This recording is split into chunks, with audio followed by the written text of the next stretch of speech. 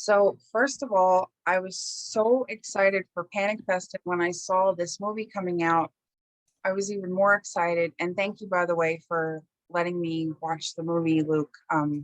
Did you get that okay? It's amazing. Yes. Oh, thank you. I have to I have to ask about the creature, the creature that kind of comes about, Uh-huh.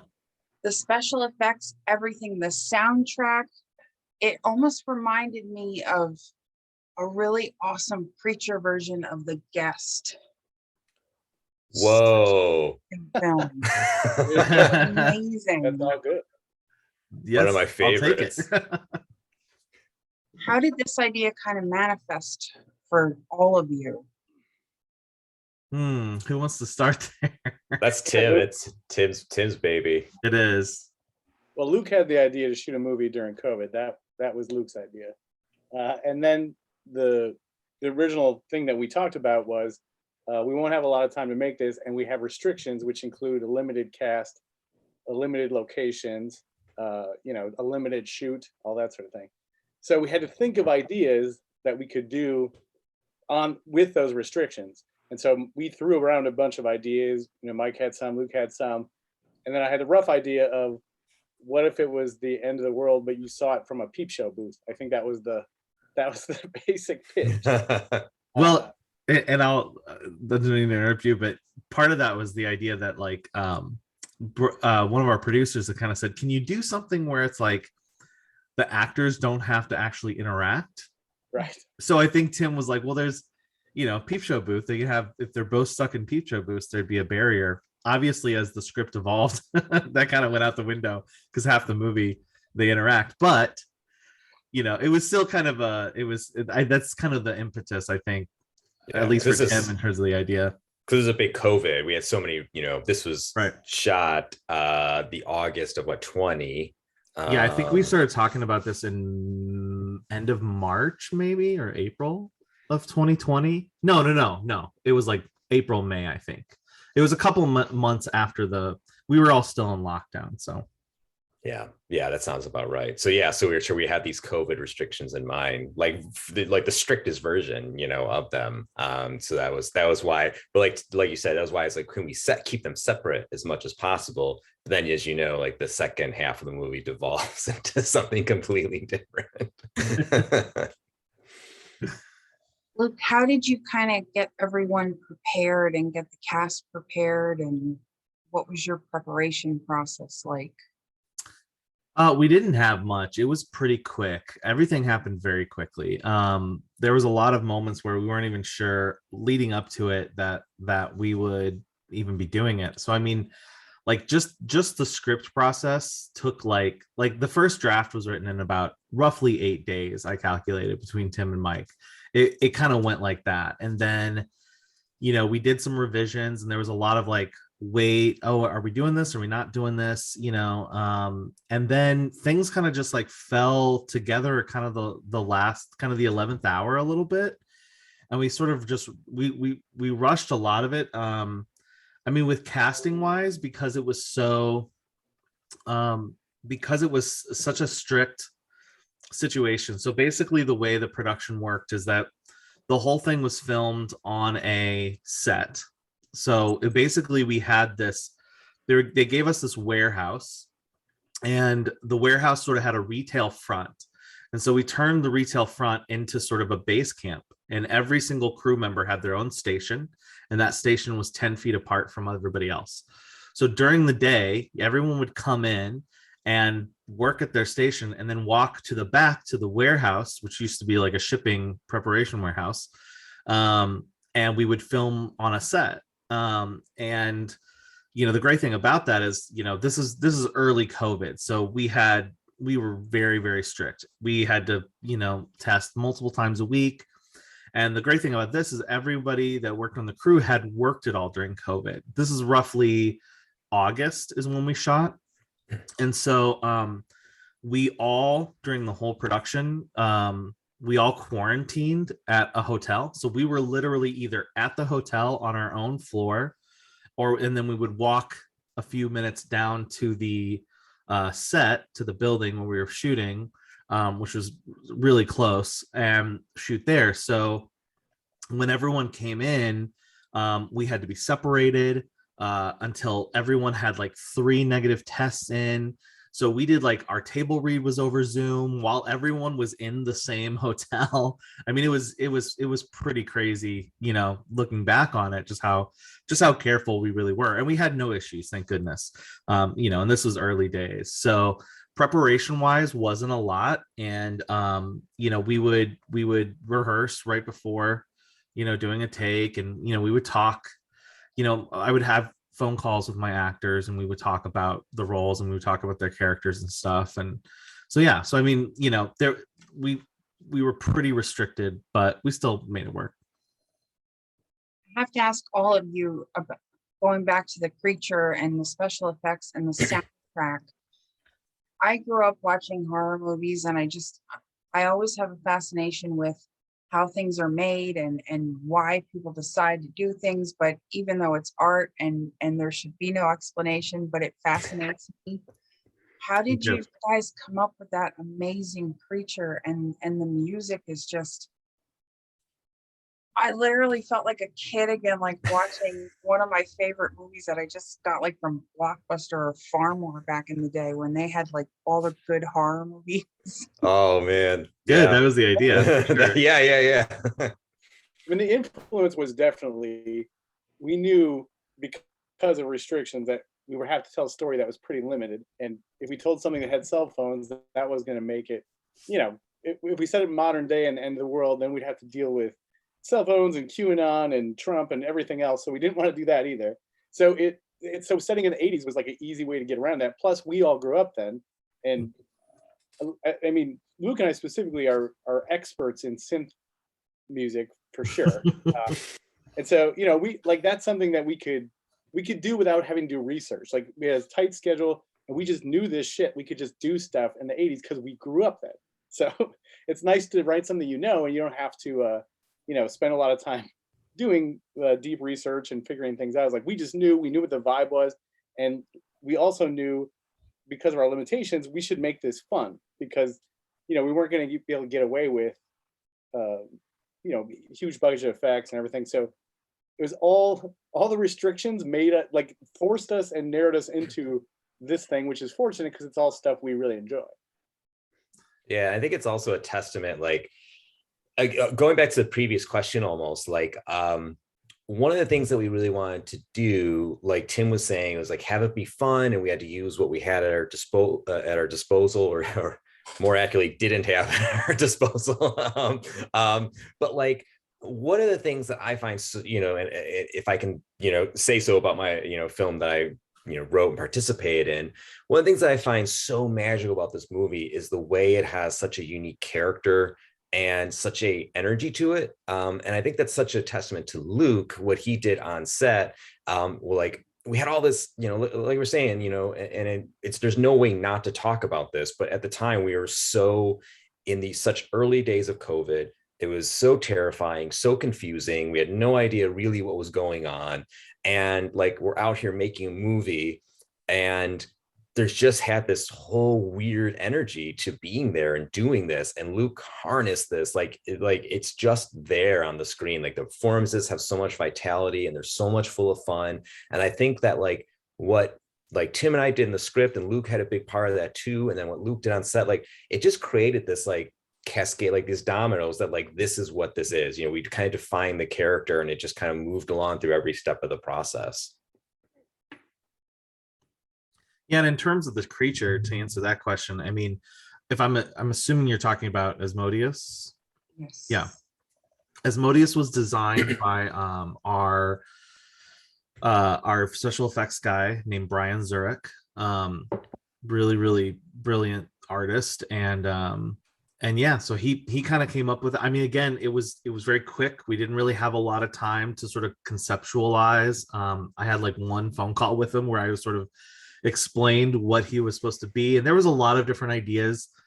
You know, initially with Asmodeus, we wanted to do, like Tim and I had talked about doing sort of this thing where he sort of is constantly shifting between the goat head and the different heads that traditionally Asmodeus takes.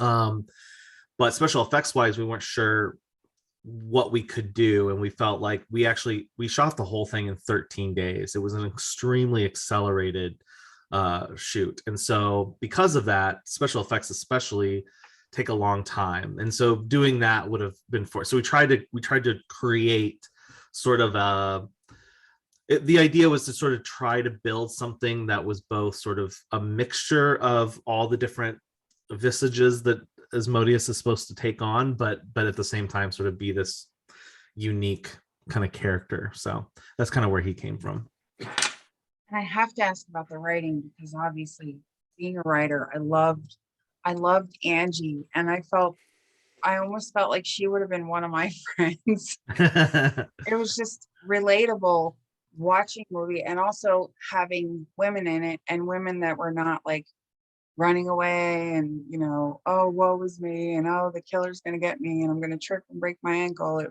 was really nice to see some badass women in this movie. That's Tim's forte, is writing badass women. He's been doing it for a long time. In my heart, I am a badass woman. That's yeah, and I think like Angie was really interesting to me, because I found that Tim has a very specific voice for a lot of his main characters, his women in his comics and stuff like that. And I love it. It's very unique, and I don't think it's actually easy to do. I think Cassie has it, Cat from Hackslash. I think Dana has it in Revival, and several other characters that he's done over the years. And so my main thing was to find an actor who could get that voice, who could actually do that voice. And I think Kato was a revelation to me. In her, we had I went through 60 different audition tapes for some of this, and when I heard Kato kind of say these lines, because I knew what I was looking for, in my head I had this voice that was sort of the Tim voice, and as soon as I heard her, I was like, that's it. Kato's it. She's got it. She knows it exactly. And on set, it was brilliant. And some of those lines are sort of improv a little bit, but they're, it's mostly Tim's words, and she just got it right away. She just did it immediately. I kind of have to ask each one of you any words of wisdom or advice, and especially for writers and filmmakers and producers. And I know all of you being part of Panic Fest, how does that make you feel? Anybody want to go first on that one? Go ahead, Luke.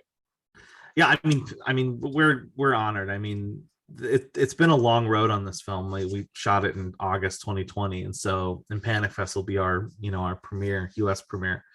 So it's a huge honor to be a part of it. I mean, we've worked really hard to get this thing, on very limited resources, to get this thing out and to get it as the way we really wanted it. And we've had a lot of amazing people come forward and help, in many different ways to do so. But so I mean, it's a huge honor. We're really excited about Panic Fest, and I'll let the guys kind of talk, give answer the writer question, because they're the experts there. But yeah, I'm just on cloud nine about it. I'm thrilled. I can't wait, and we'll all be there. So we're very excited to participate. I would just say for advice, because I had to go to school, but get good. If you're a writer, get good at collaborating, because filmmaking, comics, everything but novels, and even that, if you have an editor, is about collaboration. It's about working together.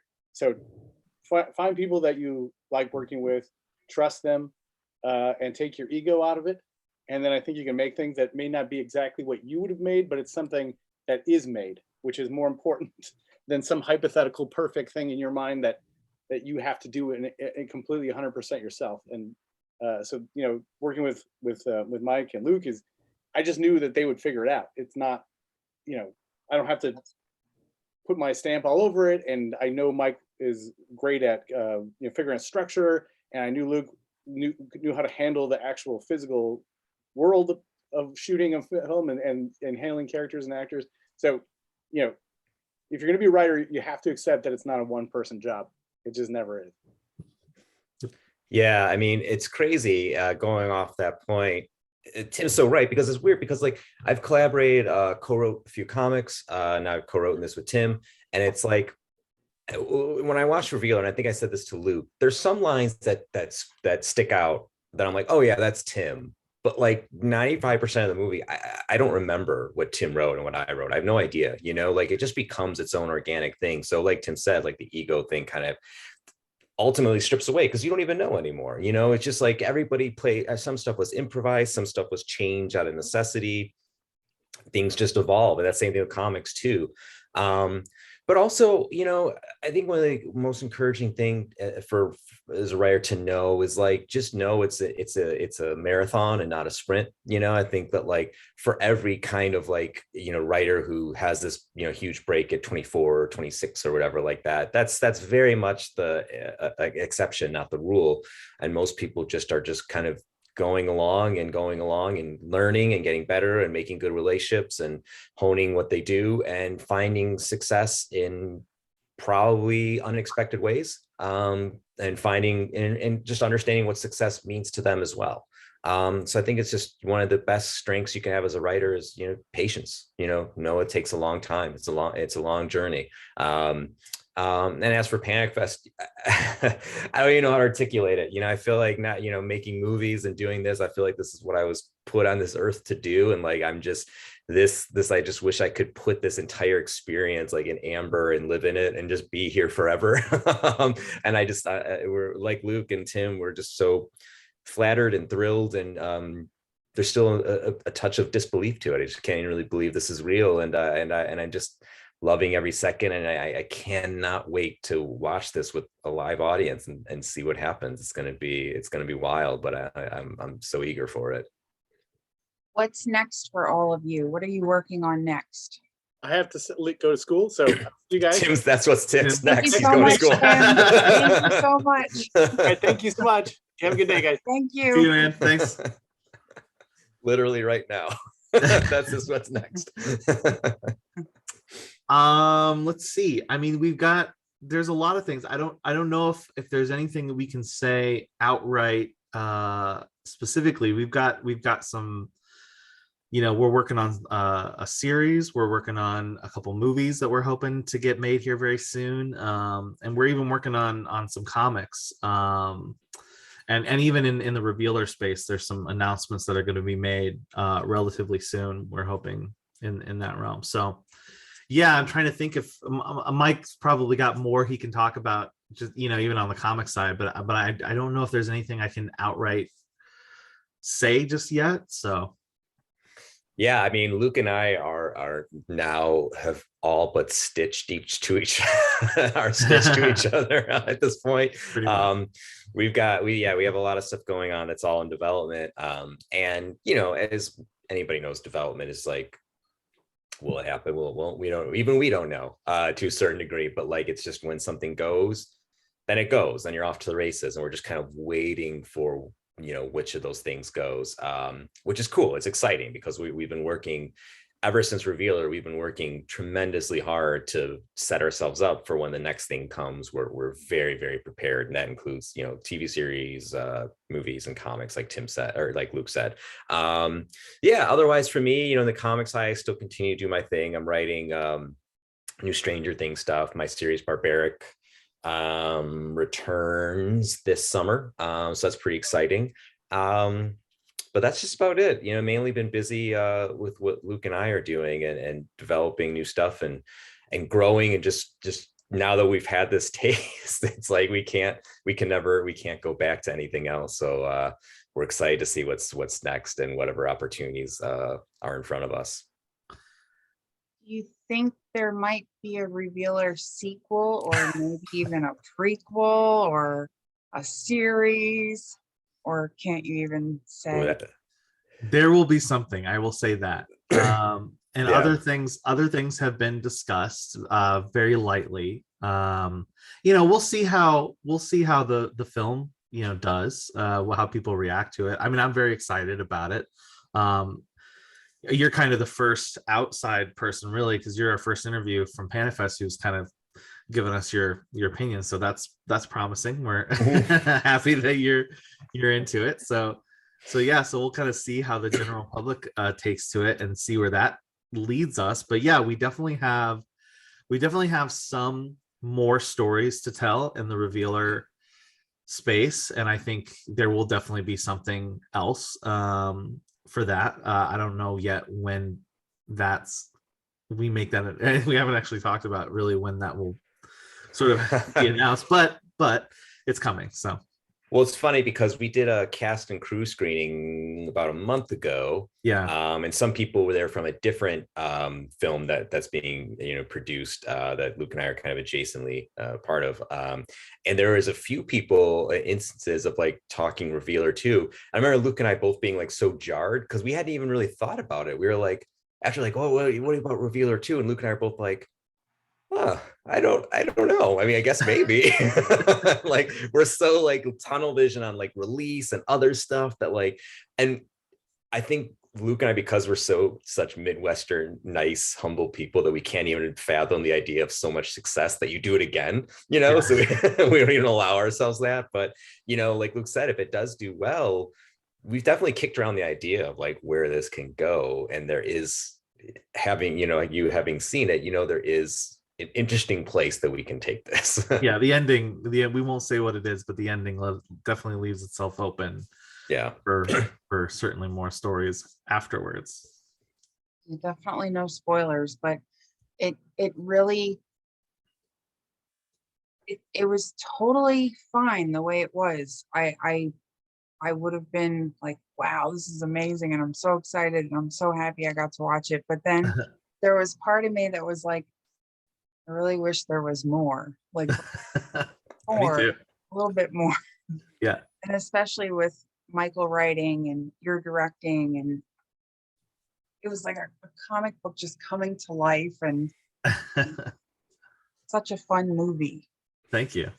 Yeah, that's the best thing, is just it's just fun. That's when we did, like I said, we did that screening, people were laughing, and we're like, I know horror comedy sometimes is tricky, but like hearing people laugh and like you saying it's fun, like that is the exact thing that we want people to walk away from and be like, that was fun, I enjoyed it and it was fun, and that's the experience we want people to have.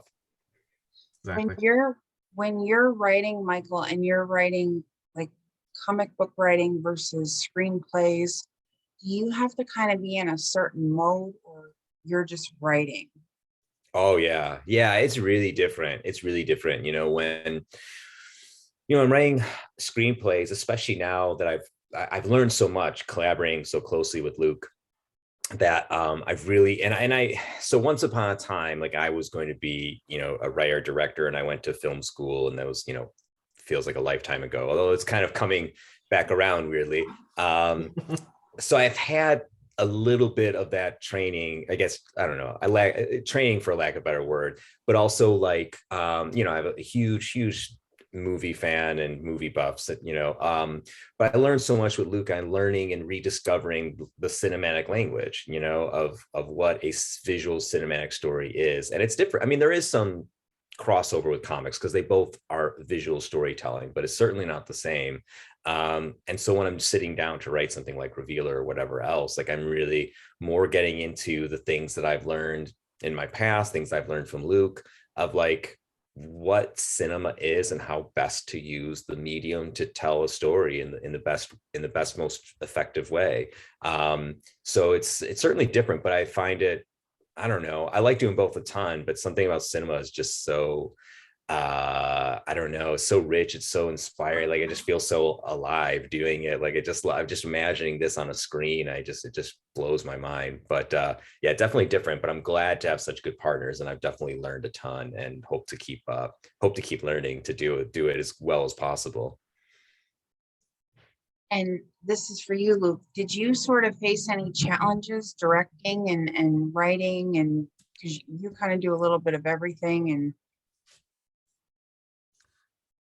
yeah, I mean there, other than the challenges of just trying to make this work through COVID, and there was the challenge of like I said, sort of the urgency of, 13-day shoot is not very much. But fortunately, we were on a set for the whole time. The interestingly, I would say, like, the challenge that sort of took me by surprise the most, and we did about a week. We were able to do about a week of prep for this. Was shooting in the peep show booth. So the booth itself is an 8x8 space, and at first you're thinking, oh well, we're just in a box the whole time, and then all of a sudden you're like, oh, we're in a box the whole time. How do you make this interesting? How do you make it cinematic? And so Rob Stern, my cinematographer, and myself, we built sort of a makeshift 8x8 space and basically walked through every shot for a week just in that space, just to figure out, okay, well, where's the camera here and where's the camera here? And in a lot of cases, get a little technical on you, there's sort of supposed to be a line in filmmaking that you don't cross in certain areas because you don't want the audience to get confused about your space. So we had to constantly figure out how to cross that line. And there's moments in the booth where there's a big action that happens that helps us move to the back of the space and shoot from that side, or to the front of the space to shoot from that side, shoot from behind the glass, shoot in, there's a lot of different ways that we had to be creative to really try to figure out, okay, well, how do you make 40 minutes of shooting in a 8x8 box interesting? And that was scary. I mean, it was once we kind of realized what we were up against, and we did have a set that we could sort of move the walls around a little bit, but even in that case, we only had a couple walls we could move. And so that was, I would think, maybe one of the biggest challenges. And then of course we spent so much time prepping for that we didn't prep really at all for the other stuff, for the second half of the movie. And so that's a whole nother story about preparation in terms of we had like a space that we had designated for all of the tunnels, and it didn't work out. It was there's no air conditioning, and it was super hot. And so literally like 2 days before we were supposed to start shooting in those, we changed plans, and we reconfigured the entire thing, and made it work. And they were literally, like, when I tell you that they were building tunnels while we were shooting in another tunnel, I'm not lying. Like, things were being built as we were shooting, like a few feet away. Like, it was a crazy situation, and we did the best with what we could. But I'm a firm believer that those challenges help, I think, create fertile ground for creativity. It's the whole, the shark is not working in Jaws, the you know what I mean? And you don't go into anything asking for those kind of troubles, but when you have them, you got to be ready to sort of take advantage of that and to sort of make it work. And I think when you do, I think oftentimes you get better results. I firmly believe that. I think a lot of great things happen when the limitations are stacked against you. So it can be frustrating. It can, but if you kind of go into something knowing that, saying, listen, I'm ready to sort of take advantage of the challenge and let that guide what I do here. If you're open enough to it, I think you can really produce some cool things. I agree. I think it was beautifully shot and Thank you. very original. Thank you. Yeah, and it was cool because of the space, one of my favorite things about it is just the lighting, the color. When we gave this to our colorist, he was like, man, I haven't got to work on anything with this much color in a long time. And that was one of my favorite things, because I feel like we don't embrace color as much in a lot of stuff. I just don't see it a lot. And I don't know, I like color. Color's pretty fun, I think. So I think we broke so many horror rules. Like, at least how horror is now. Horror is serious and horror is dark and it's about trauma and da da da da. And that's what every horror movie is. And we're like, this isn't about any of those things, and it's colorful, and here's this synth soundtrack. And like, we just broke so many like unwritten horror rules. And I love that. I love that we did that. And it wasn't conscious, but I think it's just an extension of our characters. Like, we don't care what everybody else is doing. We're going to do our thing. This is who we are, and this is what we love, and this is what we're going to do. Yeah, and who said it? Someone, was it Jeremy, who was like, he was really impressed that we had created like I'm trying to think what he called it. Like, he had a funny name for it, but it was like moral horror or something like that. So yeah, horror with a really strong morality tale. So, and that meant a lot to us as well. I think, both Mike and I are really big fans of theme and, being clear about your theme, and Tim as well. So that was also important to us. I've taken up a lot of your time, but my last question would be for both of you. What do you want to say to everyone that's going to be watching the reveal, or what do you kind of want to know from your perspective? Oh, that's a great question. That is a good question. I haven't thought about that. I'll just expect the unexpected. I think that like what we would love is that like just people obviously go into an open mind and just like let the ride take you. Like this is a movie that is meant to be, like we've said already, like it's a good time. It's got these two awesome, lead characters who we all love and we hope people love as well. But just let yourself have a good time. Like horror, as much as there has been fun horror, don't get me wrong, but there is also a lot of serious horror.